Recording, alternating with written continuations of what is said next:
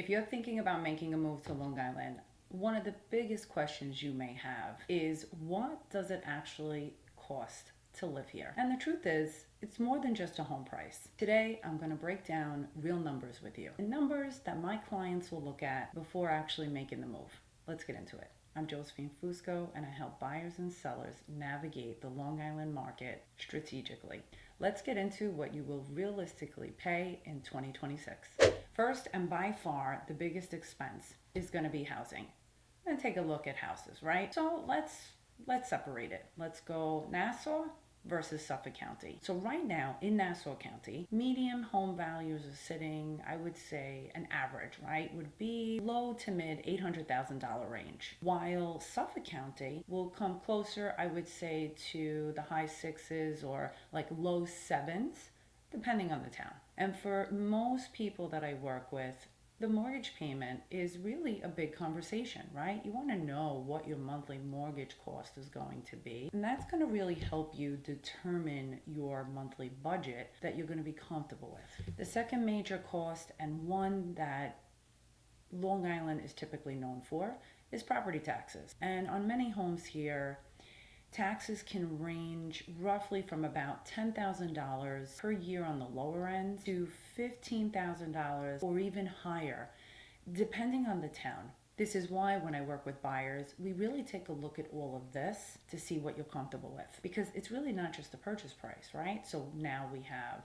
the house price, and we also are taking a look at property taxes. Next up are utilities, which I think that many people do underestimate, and it's nice to have a range, right? You'll never have an exact number until you actually move into your home, but it's good to kind of like have an idea and factor that in and write that down with your data that you're putting together for your home purchase. On Long Island, monthly energy costs can range about, let's just put $300 per month. And obviously that's going to vary depending on the size of the home and the efficiency of the home as well. And sometimes older homes can run higher than newer homes. Or is there gas or is there oil? Is there solar? Is there no solar?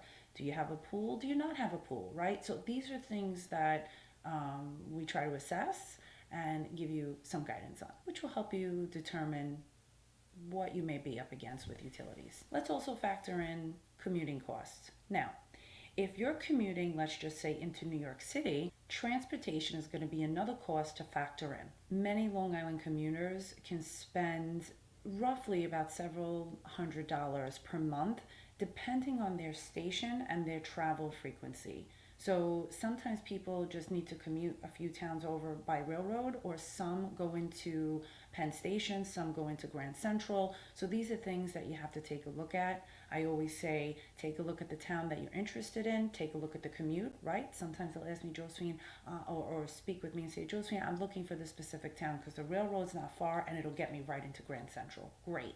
Let's take a look at the commuting cost for you. Do you have to go in there 3 days a week, 5 days a week, 2 days a week? What are you up against? Everyday expenses. Beyond housing, there are everyday expenses. And here on Long Island, some do run a little bit higher than the national average. And they may be elevated compared to many other parts of the country. That's why planning ahead is important, just to give you kind of an idea of what you're up against. Therefore, when you put it all together, housing, taxes, utilities, commuting, Long Island is definitely a premium market. But for many buyers, what they gain in space, schools, and lifestyle is exactly why they choose to make the move here. If you're trying to figure out your monthly numbers, even though it may not be exact, but like a rough roundabout number, that's something I discuss with my clients, and we walk through it together. Everyone's situation is different, and having the right strategy is going to make all the difference. My contact information is below. If you are looking for more insight on the Long Island real estate market, make sure to subscribe, drop a comment down below, like this video, and feel free to reach out at any time. See you in my next video.